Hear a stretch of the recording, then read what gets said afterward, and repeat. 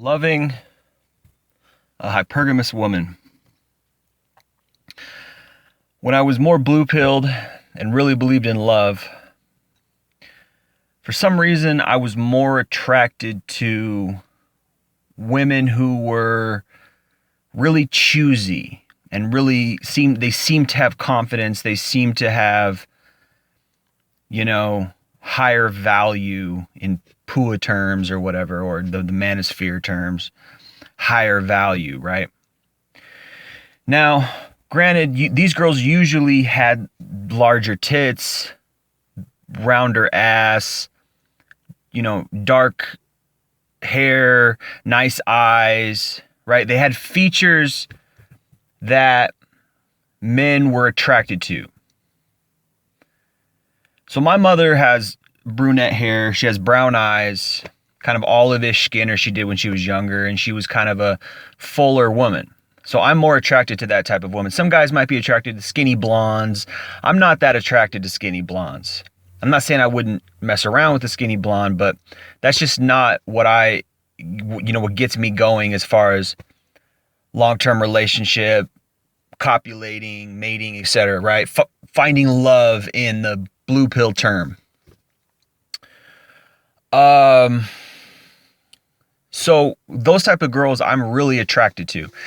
And I don't know if that's normal, but it seems to me that these type of girls do walk around as if they've got a golden ticket, meaning like they're looking for that one. Now, this is hypergamy. This is hypergamy in action, right?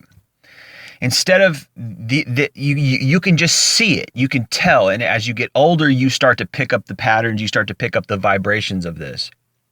Okay. So,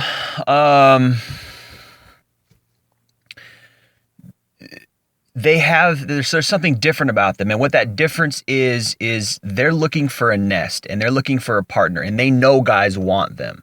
And this is hypergamy in action. So they're not looking for, hey, here I am. I'm looking for, I'm looking for a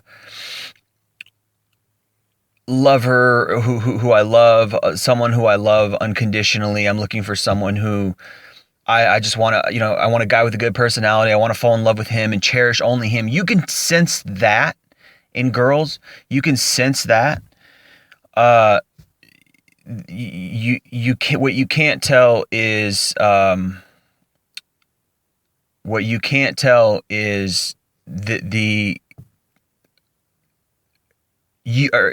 me. You can tell the difference between that and a girl who's just simply hypergamous and she's looking for like her one, because it's hard to explain because it's on like almost a metaphysical level. It's on an inner level. So if she's looking for the one, she's being hypergamous, she's choosy, and she has this air about her, right? She's sizing you up. Okay. And you learn it's on multi different levels. It's on a level where like she's testing to see if you're a bad boy.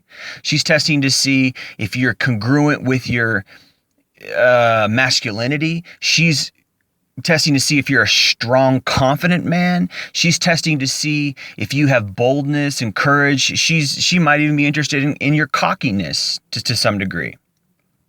Okay. Is he cocky? How does he handle himself? These are things that women are attracted to on a deeper level. Now, guess what, guys? In addition to that,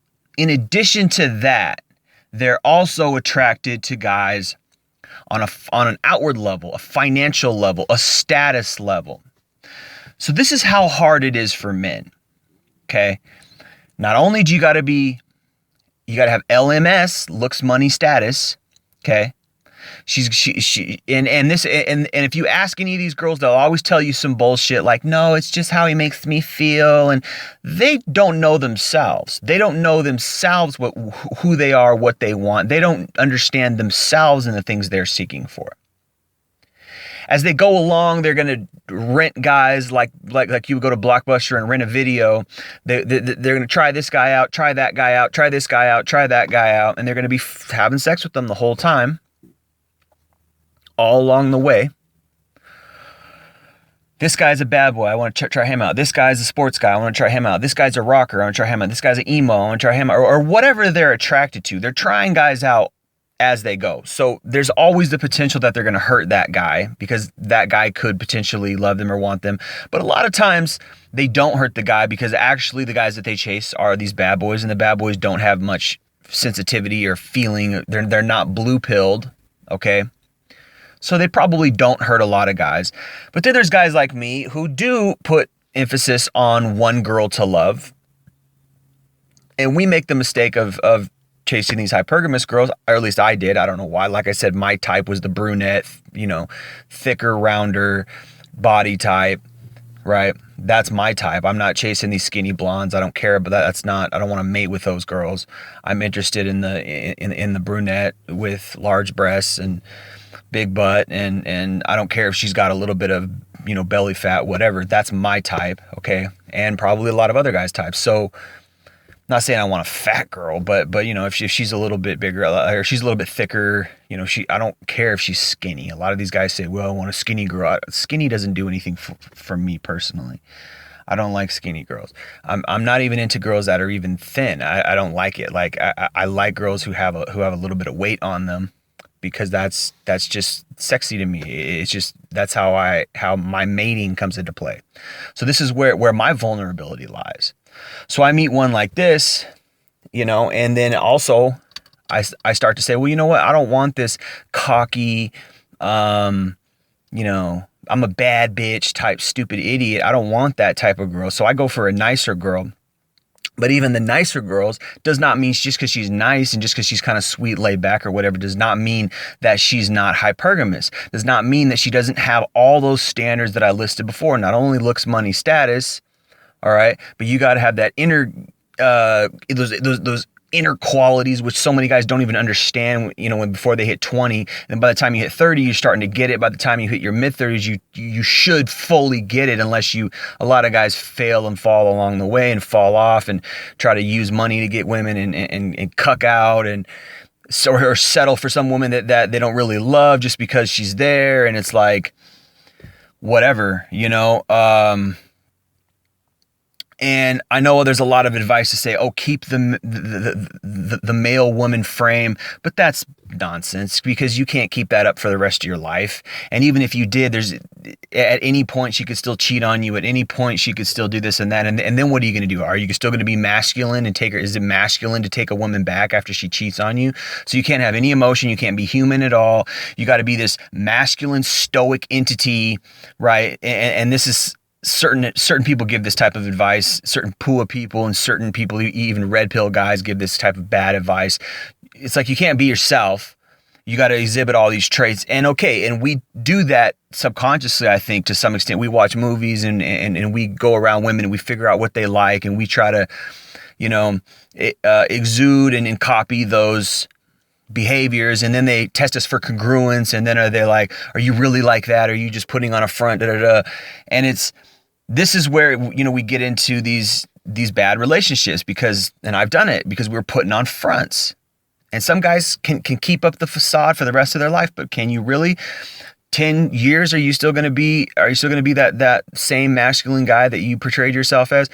I don't know. I think at some point she's going to leave you and she's going to settle for some beta, and this is what happens, man. And so I don't know, man. I don't know if there's an answer. I just feel lost in this maze of pain. You know what I mean? This maze of nonsense that we have going on here. And you just feel like breaking down, because you're with a girl for a few years and she turns out to be this real hypergamous woman, this real cold-hearted, calculating woman. And then you could say she's slutty, but then you got to be like, okay, well, maybe she's not slutty, or she probably is slutty according to a lot of people, but also it's like, well, we live in 2019, girls are out there having sex, it is what it is, and then they're also being choosy, and it's like, how can you find a good girl, particularly like me, when you are attracted to those type of girls, you're attracted to those type of quote-unquote higher value girls, and really you learn that they aren't necessarily higher value. You learn that they're just calculating, they're hypergamous, right? So it's like, But along the way, you get hurt. Along the way, you're like, oh man, I think she's the one. She's got the brown hair and she's got the the brown eyes. And she's got this figure that I like, and she's sweet and she's kind.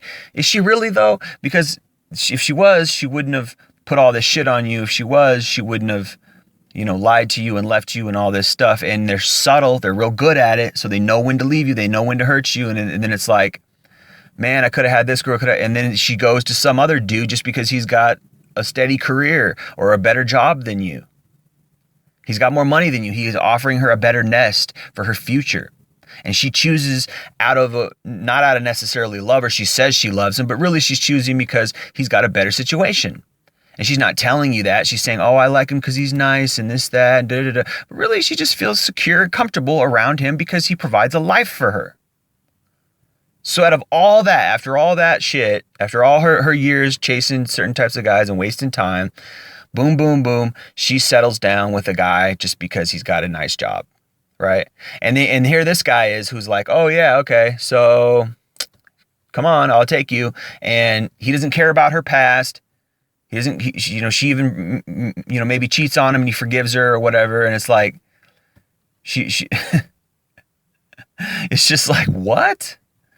What kind of man are you? You know what I mean? And it's like, I don't know, man. I don't know. I guess maybe she has that much value and she's that much of the prize.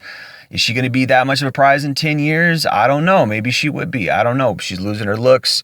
All these things that you take into account, and you're like, man, I wish she would have just loved me. I wish she would have just,